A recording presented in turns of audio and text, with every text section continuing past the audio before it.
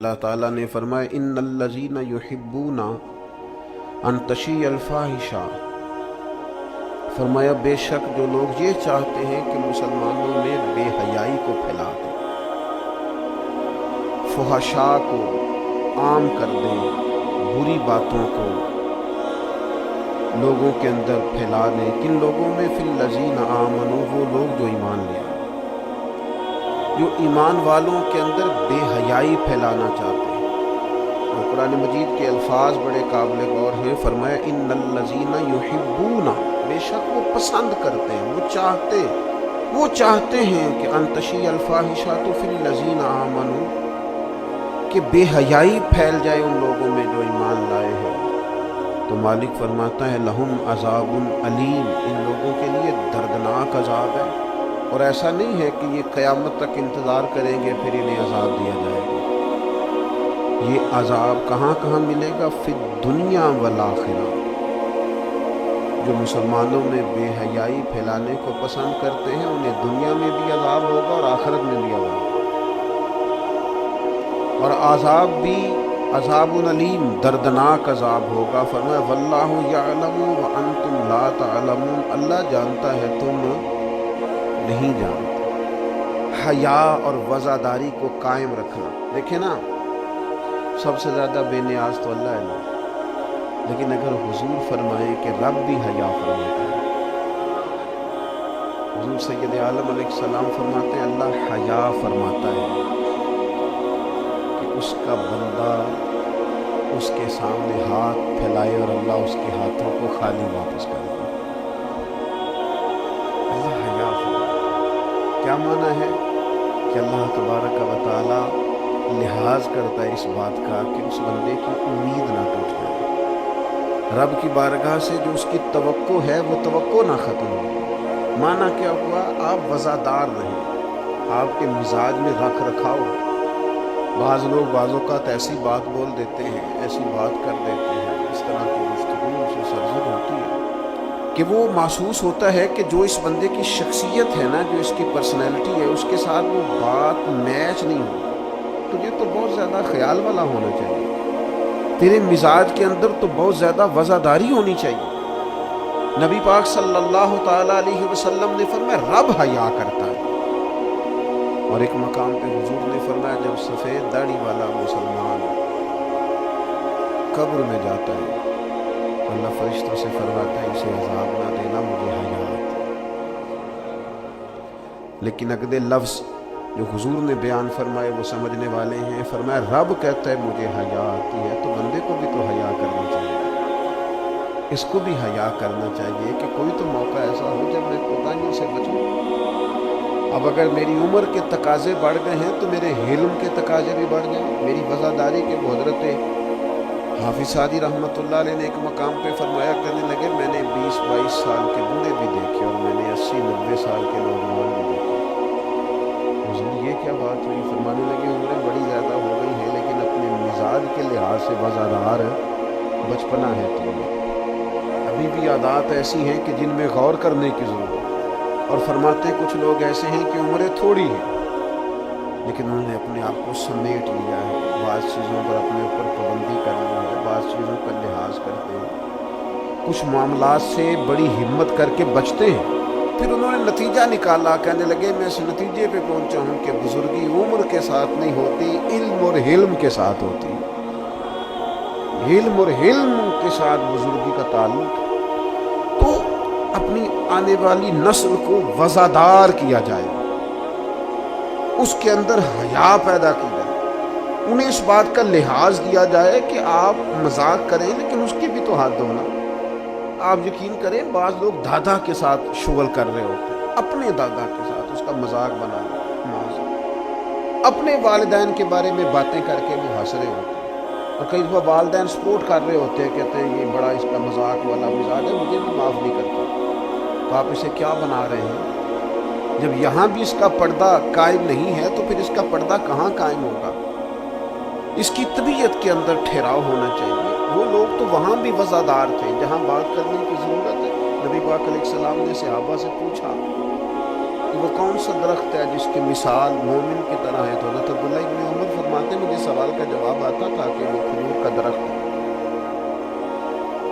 لیکن چونکہ حضرت عمر بیٹھے تھے میرے والد، چونکہ حضرت صدیق اکبر بیٹھے تھے، چونکہ حضرت عثمان غنی بیٹھے تھے، چونکہ علم و حکمت کے تاجور مولا علی بیٹھے تھے، مجھے جواب آتا تھا، لیکن حضرت عبداللہ ابن عمر فرماتے ہیں حیا مانے تھی، حیا نے مجھے منع کیا کہ اتنے بزرگ بیٹھے ہوں اور تو جواب دیتا پھرے۔ ہمارے مفسرین کرام نے یہاں لکھا ہے کہ اساتذہ اور مشائخ کی موجودگی میں علم بتانا بھی منع، آپ کے بڑے بیٹھے ہوں آپ تقریر کرنے سے بھی لحاظ کریں، آپ وہاں کوئی مسئلہ نہیں بیان کریں، یہاں تو بڑے معاملات اور ہو جاتے ہیں۔ ہمیں اپنے بزرگوں کے سامنے ایک خاص وزاداری وہ بندے کو خوبصورت کرتی ہے۔ حضرت عباس حضور کے چچا ہیں، ان کے بیٹے جناب عبداللہ ابن عباس فرماتے ہیں میرے والد سے کسی نے پوچھا تھا آپ بڑے ہیں کہ نبی پاک؟ تو بڑی سادی سی بات ہے، چچا بڑا ہی ہوتا ہے عمر میں، آپ بڑے ہیں کہ نبی پاک؟ تو یہ وزاداری ہے، یہ کمال وزاداری ہے، یہ ان لوگوں کا طریقہ ہے جو بڑے رسیلے سجیلے، جو بڑے خوبصورت لوگ ہوتے ہیں، جن کے لہجوں سے لفظ نہیں شہد ٹپکتا ہے۔ حضرت عباس رضی اللہ تعالیٰ عنہ فرمانے لگے کیا کہا تم نے؟ میں بڑا ہوں کہ حضور؟ فرمانے لگے بڑے تو حضور ہی ہیں، پیدا پہلے میں ہوا تھا، ولادت پہلے میری ہوئی تھی، بڑے بہرحال وہی ہیں، پیدا پہلے میں ہوا تھا۔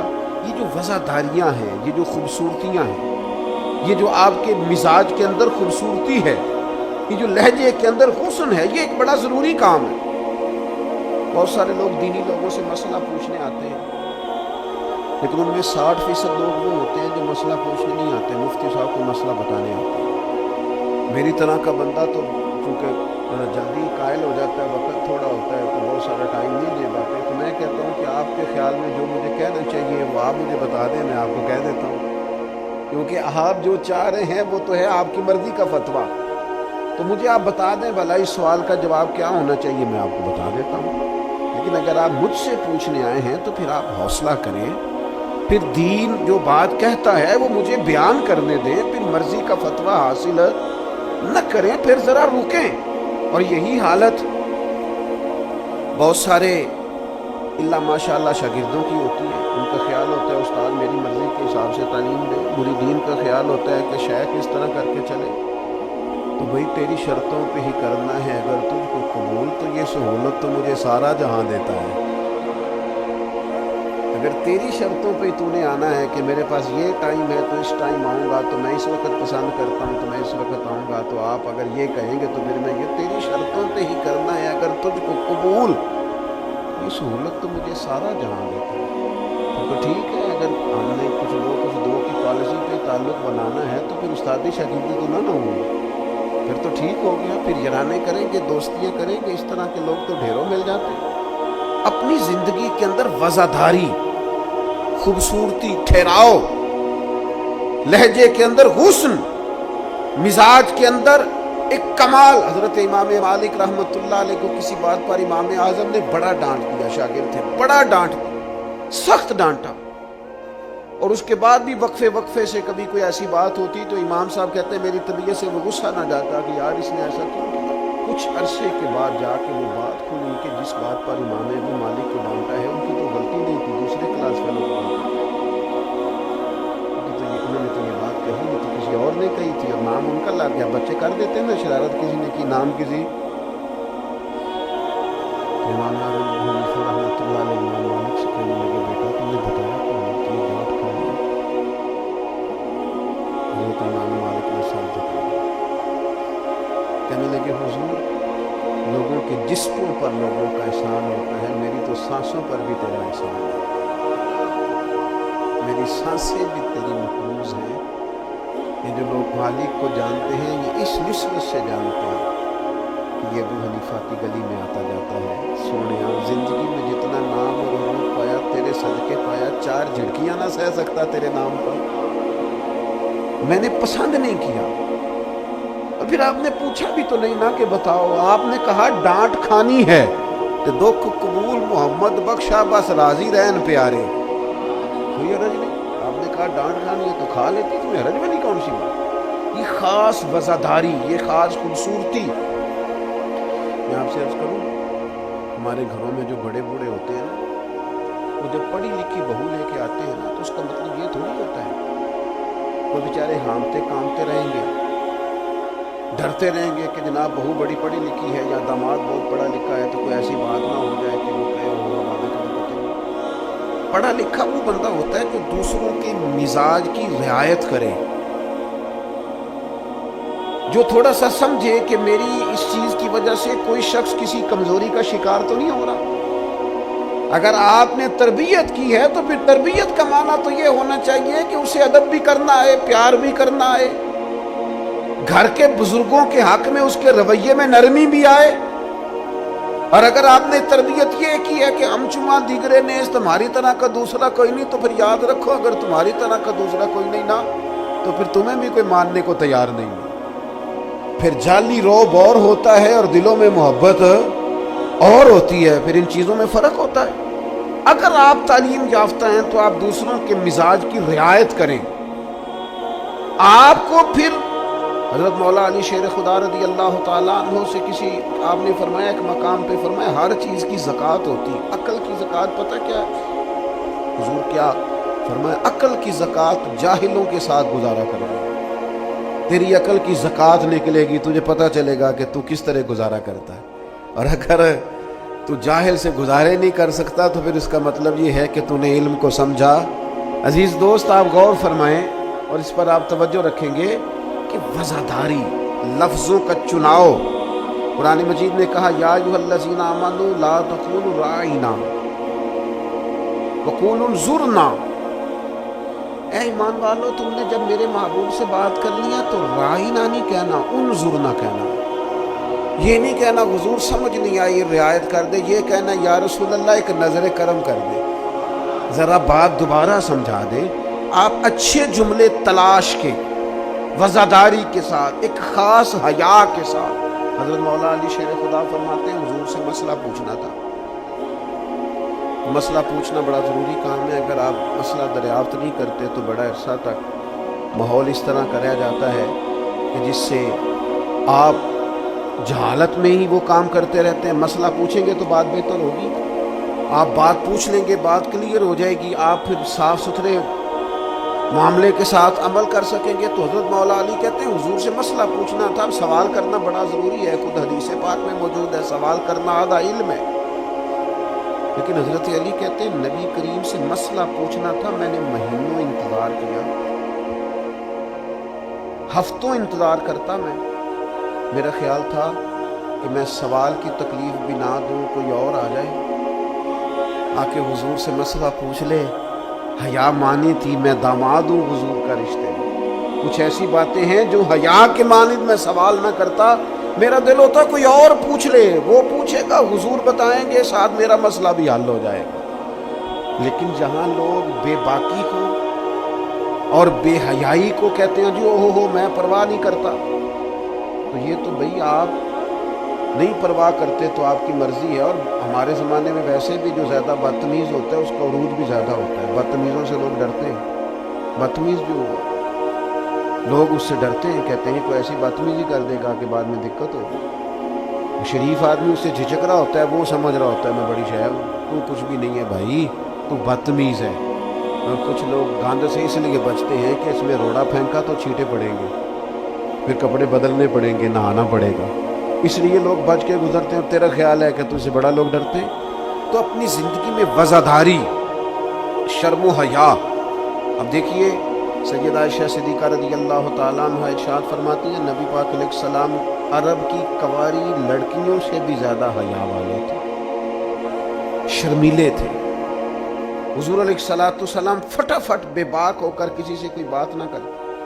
اب دیکھیں صحابہ غلام ہیں رسول پاک کے، اگر حضور کسی کا نام لے کے بھی اس کی تربیت کرنا چاہے تو وہ آدمی خوش ہوگا، سعادت مندی ہوگی، لیکن حضور کو کسی شخص کے بارے میں بتایا جاتا نا فلاں نے یہ بات کی، تو کبھی نامینیٹ کر کے اس بندے کے سامنے بات نہیں کرتے۔ یہ وزاداری والا معاملہ ہے۔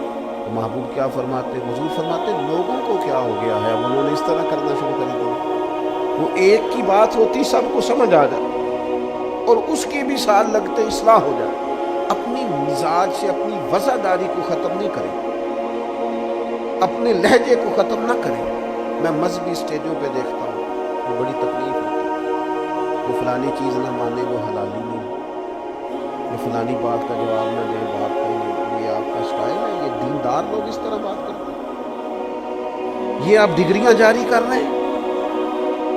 کیا رسول پاک علیہ السلام کا انداز تبلیغ معاذ اللہ یہ تھا؟